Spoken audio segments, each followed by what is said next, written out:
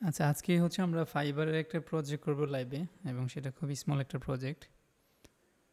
তো ইউজুয়ালি আমি হচ্ছে বাগ ফিক্সিং নিয়ে কাজ করি, এবং আজকে ক্লায়েন্টের সাইডে যে সমস্যাটা হয়েছে সেটা হচ্ছে খুব ইন্টারেস্টিং একটা বিষয়, এবং যেটা অ্যাকচুয়ালি আমরা যখনই সাইটের মধ্যে আসি তখন কিন্তু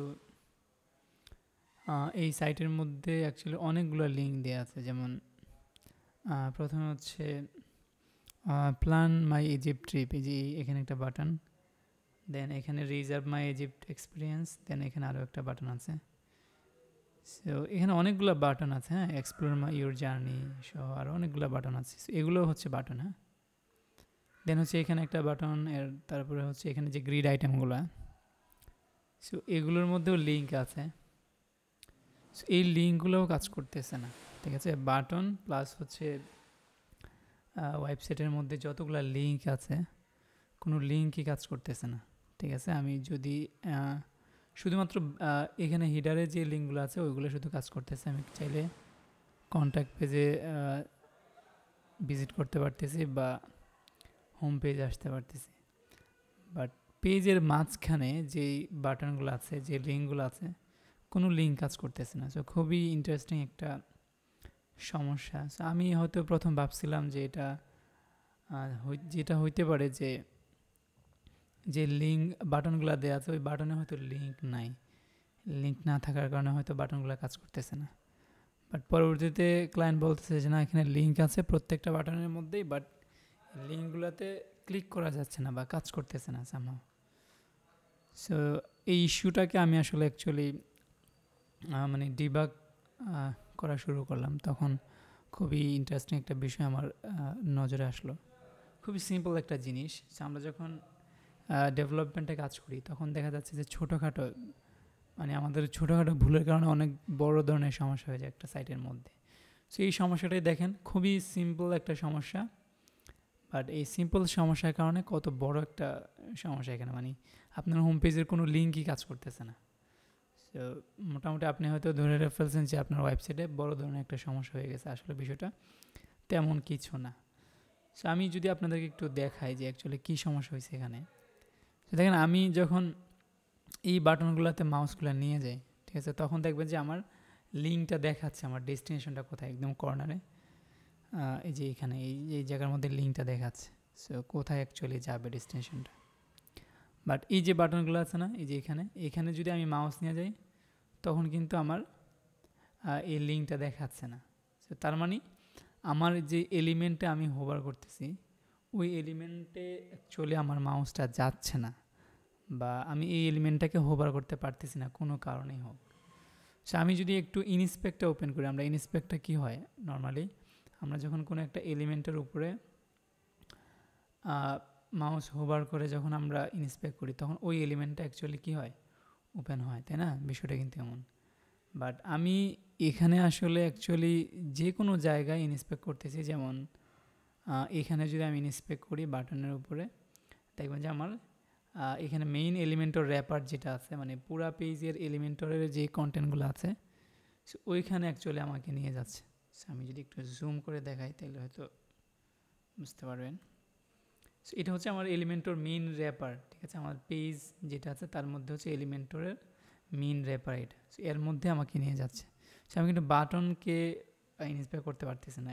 একদম সেমভাবে আমি যদি এখানেও হোভার করি আমাকে নিয়ে যাচ্ছে কোথায়, সো একদম মেইন র্যাপারে। সো আমরা মানে আমরা চাচ্ছি যে এলিমেন্টকে ইন্সপেক্ট করার জন্য, কিন্তু আমরা ওই এক্স্যাক্ট এলিমেন্টটাকে ইন্সপেক্টে পাচ্ছি না। সো তার মানে হচ্ছে কি আমরা ওই এলিমেন্টটাকে আমার মাউস পাচ্ছে না। সো আমি যখনই ইন্সপেক্ট করতেছি তখনই আমার এই যে র্যাপারটা সামনে আসতেছে, তার মানে কি র্যাপারটা সবার উপরে আছে।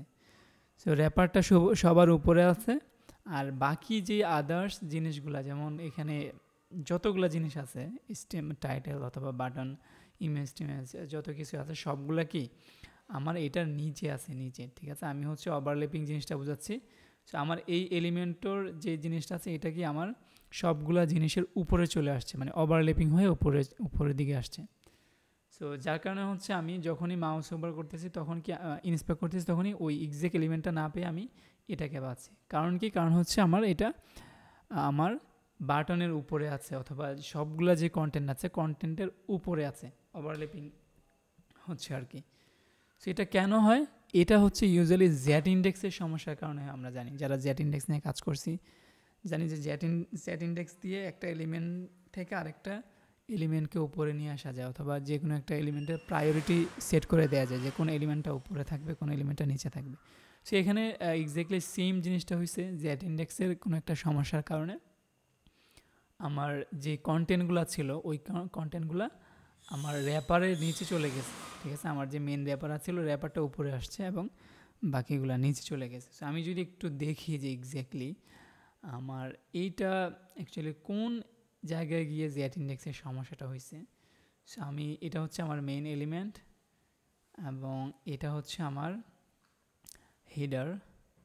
সো হিডার ইউজুয়ালি ঠিকঠাক কাজ করতেছে, কারণ হচ্ছে হিডারের মধ্যে হিডারটার পজিশন মেবি ফিক্সড অথবা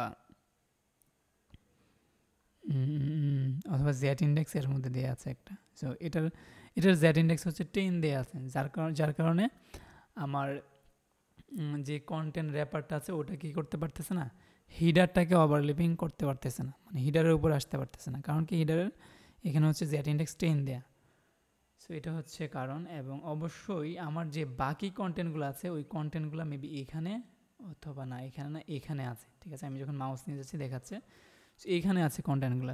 এইটার মধ্যে যদি আমি আসি এবং এর সিএসএসগুলো যদি আমি একটু দেখি, দেখেন এখানে কিছু সিএসএস আছে এবং হচ্ছে এই যে এখানে দেখেন এই যে এই এলিমেন্টটা এটার সিএসএস দেখেন জেড ইন্ডেক্স -1 দেয়া।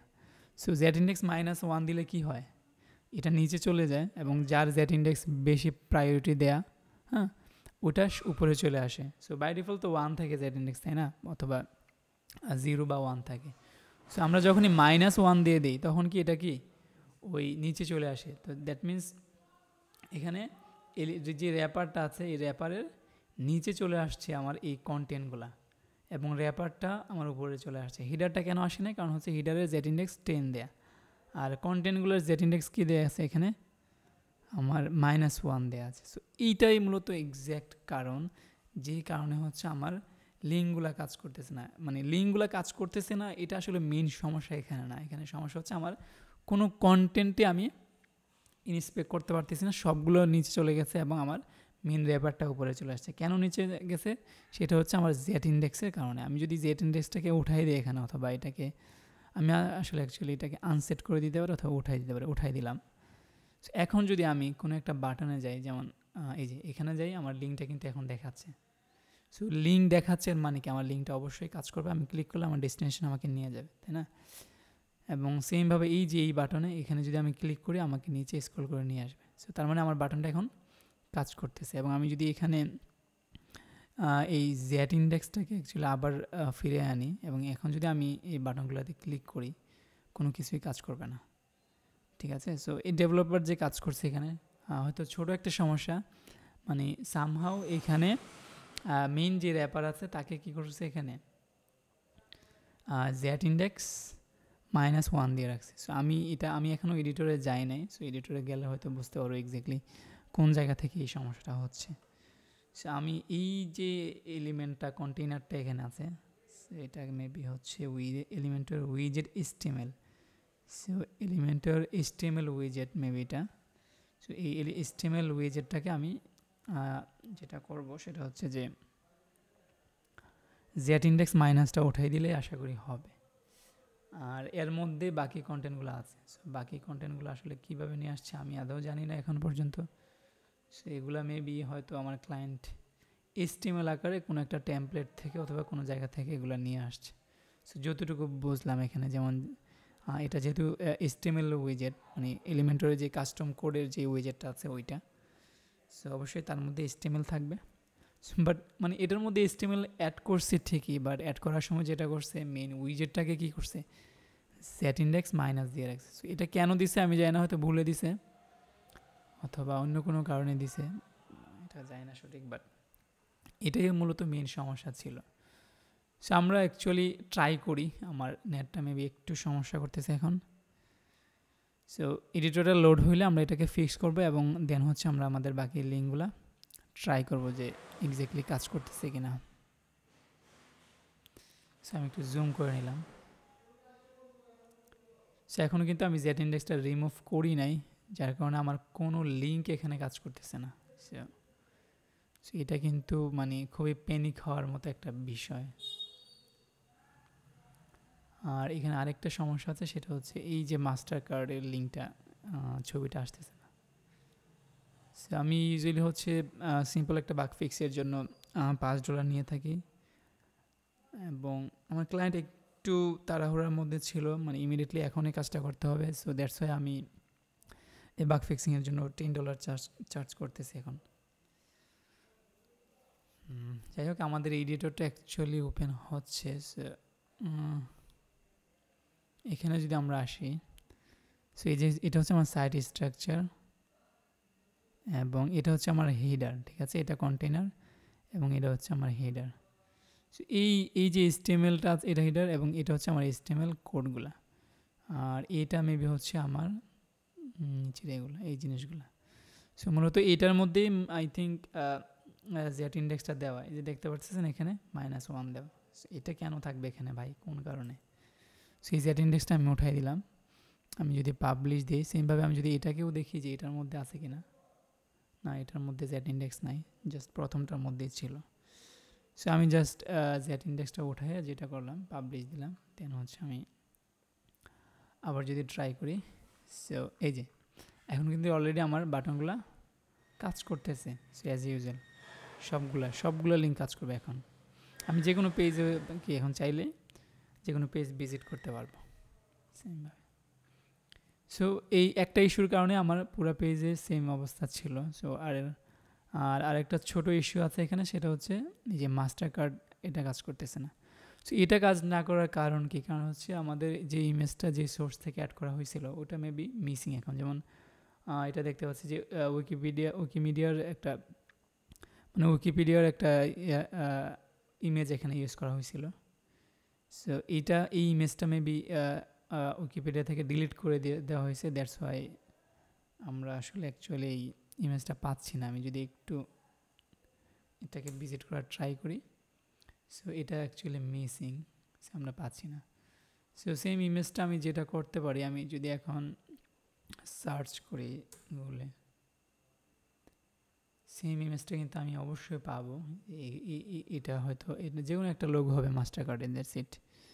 সো আমি যেটা করতে পারি, এটার বর্তমান যে লিঙ্ক আছে এই লিঙ্কটা আমি নিতে পারি, দেন হচ্ছে ওটা জাস্ট রিপ্লেস করে দিতে পারি। এটা আসলে কীভাবে অ্যাড করা হয়েছে আমি এখন পর্যন্ত জানি না। আই থিঙ্ক এটা HTML-এর মধ্যে দিয়ে অ্যাড করা। সো তাইলে আমাকে HTML-টা এডিট করা লাগবে। আমি জাস্ট যেটা করব, ফুটারে আসবো,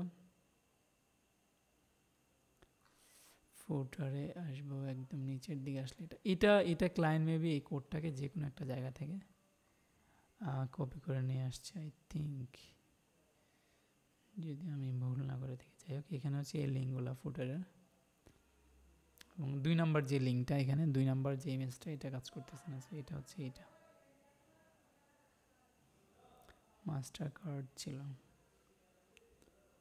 এই যে এখন কাজ করতেছে, আমি রিপ্লেস করে দিলাম, দ্যাটস ইট। এটা শেয়ার করার কারণ হচ্ছে আমরা আসলে অ্যাকচুয়ালি যখন কোনো একটা বাগ পাই সামনে, মানে ওই বাগটা কীভাবে অ্যাকচুয়ালি বের করব যে কোন জায়গা থেকে আসতেছে, এটা আমরা বুঝি না, বা অনেক সময় নতুন যারা আছেন তাদের সমস্যা হয়। সো দ্যাটস ওয়াই আমি মানে জাস্ট আমি আসলে অ্যাকচুয়ালি ফাইবারে কাজ করতেছি বাগ ফিক্সিং নিয়ে লাস্ট 4 ইয়ার্স।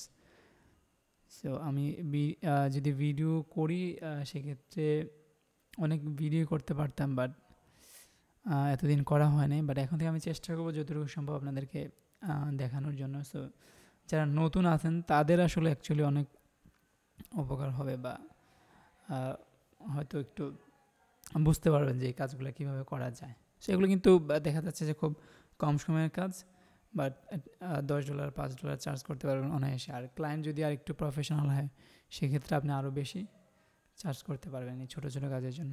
যাই হোক, আজকে এই পর্যন্ত, ইনশাল্লাহ কথা হবে নেক্সট কোনো ভিডিওতে। আসসালামু আলাইকুম।